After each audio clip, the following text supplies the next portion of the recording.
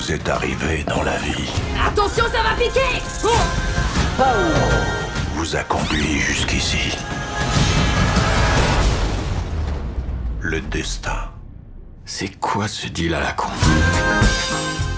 Salut à tous les amis, nouvelle vidéo critique et cette fois-ci ce sera sur le film Bullet Train. Ça va être un film rattrapage parce que j'avais vu le film avant de partir en vacances et puis vu que j'étais en vacances, j'ai pas pu faire me filmer pour faire la vidéo. Donc maintenant que les vacances sont terminées, on va rattraper tout ça. Donc Bullet Train va être le film d'action de l'été et que tout le monde attend aussi parce qu'il y a eu une grosse promo sur ce film, que ce soit à la télé et puis même quand vous allez au cinéma pour voir les publicités avant. Le film est réalisé par un acteur maintenant qui est devenu reconnu dans le genre de ce film-là, les films d'action, qui est David Leitch, qui a fait entre autres, qui a lancé la saga John Wick, qui a fait aussi la suite de Deadpool, qui est Deadpool 2 tout bêtement. Donc de base c'est un cascadeur qui se dit pourquoi pas aller derrière la caméra. Donc c'est un très très bon réalisateur de films d'action. Il a fait beaucoup de films dans ce genre-là, et puis qui fait de lui l'un des meilleurs réalisateurs de films d'action de ces dernières années. Donc on voit qu'il a pu mettre aussi sa patte derrière ce style de film. Donc ce film est aussi une adaptation du roman Maria Beetle, fait par l'auteur japonais Kotaro Isaka. Et bien évidemment, avant de commencer cette critique, je vais vous demander juste de faire une petite chose, ce serait de vous abonner à la chaîne et de laisser aussi un petit pouce bleu. L'histoire se passe quasi tout le temps dans un train, le Bullet Train, qui se trouve au Japon, voyageant entre Tokyo et Morioka. Plusieurs assassins sont dans ce train, dont le personnage nommé Coccinelle, qui est un tueur à gages et qui est envoyé par sa supérieure Maria Beetle, qui l'envoie dans le Bullet Train pour mettre la main sur une mystérieuse valise, et croisera la route de nombreux assassins qui sont eux aussi envoyés dans ce train. Dans ce film, on retrouve en tête d'affiche Brad Pitt qui joue le tueur à gages Coccinelle. On a aussi Joey King qui joue une tueuse appelée The Prince. On a le duo Aaron Tyler Johnson et Brian Terry Henry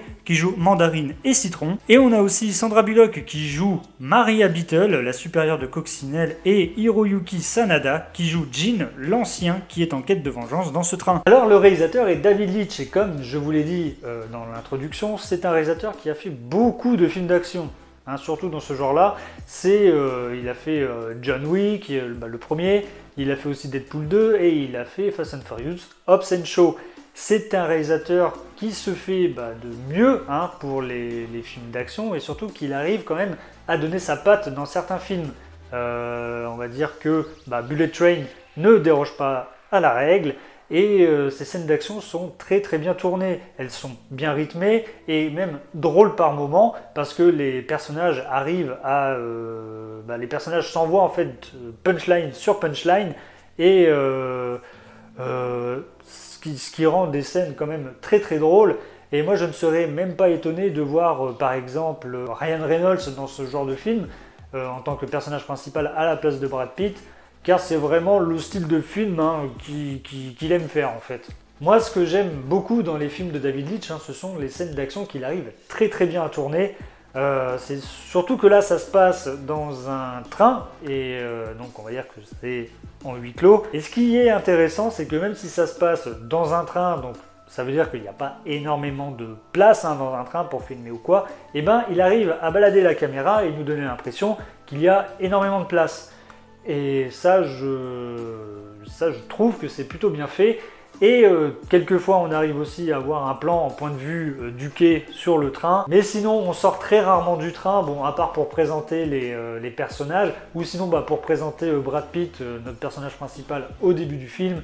Ou sinon on arrive à sortir du train 2 ou 3 fois, mais ça c'est juste pour les séquences de négociation de la rançon en fait. Il y a quelques apparitions aussi de personnalités du cinéma qui font des apparitions et ça fait extrêmement plaisir de les voir. Je vais éviter de vous dire les noms pour éviter de vous spoiler les certaines scènes parce que ça surprend dès qu'on les voit, on se dit ah tiens il est là lui. Moi tout ce que je peux vous dire c'est qu'on en voit un, on le voit énormément beaucoup ces dernières années, donc lui voilà. Sinon il y en a un autre qu'on a vu moins ces dernières années, je crois qu'il avait fait une longue pause, et lui par contre ça fait plaisir de le revoir, parce que ça fait un bon moment qu'on ne l'a pas vu, et je pense que pourrait faire plaisir aux gens qui adorent cet acteur de le revoir là. Et vraiment voilà, puis maintenant surtout je crois qu'il revient un peu sur le devant, même derrière la caméra et devant la caméra ces derniers temps.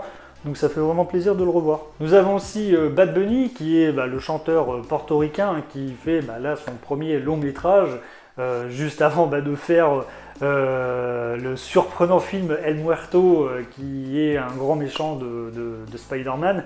Surtout que c'est très très surprenant de la part de Sony de faire ce genre de film, enfin bref. Il n'est pas forcément beaucoup à l'écran. Il est là juste pour une séquence et puis après... voilà, on le voit pas forcément. Ça, on va dire que pour une première et puis pour le peu de temps qu'il a eu, il se débrouille plutôt bien pour les scènes d'action et tout, et puis pour certaines scènes. Sinon, voilà, on l'entend pas forcément beaucoup. On va dire que pour une première, ça passe, même s'il n'a pas eu énormément de dialogue dans ce film. Donc voilà, c'était pas non plus... on va dire, je pense pas que ça va être le meilleur rôle qu'il va avoir, mais on va dire pour un début, c'est déjà très bien. Il y a aussi de très bonnes présentations de personnages. J'ai beaucoup aimé les passages de présentation. Ça donne vraiment un rythme au film. Comment dire, on présente aussi leur caractère à chacun, donc tout le monde y passe. Et quand je dis que tout le monde y passe, il y a même une bouteille d'eau qui y passe aussi pour présenter tout son déroulement jusqu'à la fin. Donc voilà, je m'y attendais pas du tout et c'était très très surprenant d'avoir fait ça. J'ai beaucoup aimé aussi le passage de présentation de Mandarine et Citron, qui sont beaucoup mis en avant aussi dans ce film. Et donc voilà, en fait, ils ne s'entendaient pas sur le nombre de morts et tout pour une certaine mission. Et voilà, c'était plutôt bien amené, c'était plutôt drôle parce que à chaque fois, je veux dire, ils butent un mec, ils regardent la caméra, ils disent 1, 2, 3, 4, 5, et puis... arrivé au moment où ils arrivent, tu vois, ça fait 17. Ah bah non, ça fait 18 parce que tu as oublié le civil qui est mort lors de l'explosion. Donc voilà, toute une mise en scène comme ça qui était plutôt très très drôle pour présenter ces deux personnages-là. Même le personnage de Brad Pitt est un personnage super intéressant. Donc il essaye plein de changements dans sa vie, il se pose des questions existentielles et tout. Donc il se voit comme quelqu'un de malchanceux, mais... malgré sa malchance, il arrive tout de même à avoir de la chance. Donc c'est souvent tourné avec humour dans le film et ça fait partie des choses qui fonctionnent très très bien. Puis surtout quand on ajoute les interactions avec les personnages où tu as Brad Pitt qui essaye de se lancer dans des phrases philosophiques et puis ensuite tu as Citron qui arrive à analyser une personne rien qu'avec... pour savoir s'il y a des méchants tout gentils avec les personnages de Thomas le Petit Train. Donc ça, voilà, c'est vraiment des choses qu'il fallait y penser et qui donnent un ton un peu plus humoristique dans le film. L'un des trucs aussi qui marche beaucoup dans le film, ce sont les retournements de situation. Donc, il y en a énormément dans ce film. Vous allez savoir comment ça va se passer, mais comment dire, vous allez savoir le déroulement du film, vous n'allez pas savoir qui va rester en vie, qui va mourir, parce que ne vous attendez pas à des...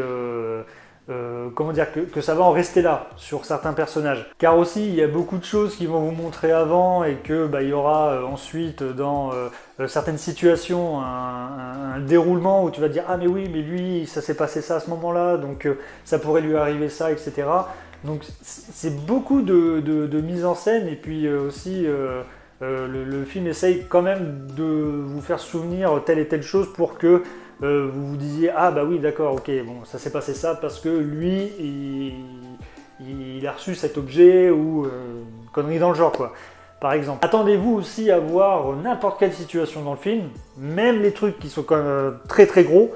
Il y a des trucs qui sont gros, qui passent, comme par exemple Brad Pitt avec sa malchance, avec sa chance dans la malchance, qui vous allez faire « Ouais, ok, bon, ça on peut autoriser. » Mais par contre, il y a un passage où, par exemple, là je crois c'est Mandarine qui se retrouve à l'extérieur du train et puis qui arrive à se mettre à l'arrière du train alors que le train va quand même à 250 km/h et à exploser la vitre. Donc voilà, je trouve ce passage-là un peu gros. Bon après c'est juste un tout petit passage dans le film, donc ça va pas non plus gâcher le film. Mais voilà, sinon attendez-vous à voir quand même un grand spectacle de scènes d'action et tout. Il n'y a pas forcément d'explosion, mais c'est surtout des scènes de combat un peu à la John Wick, donc c'est plutôt réussi là-dessus. Bon bah voilà, en gros c'est un film qui fait le taf, un bon film d'action, mais vraiment 100% film d'action. Si vous aimez ce genre de film un peu à la John Wick, où il y a des séquences d'action bien chorégraphiées et puis avec une histoire cohérente et intéressante, je pense que vous allez aimer ce genre de film. Moi, vous avez eu mon avis sur le film Bullet Train réalisé par David Leitch. Donc n'hésitez pas à me dire en commentaire si vous avez vu le film, de ce que vous en avez pensé. N'hésitez pas aussi à laisser un petit pouce bleu si vous avez aimé la vidéo et abonnez-vous à la chaîne. Moi je vous dis à une prochaine vidéo. Ciao!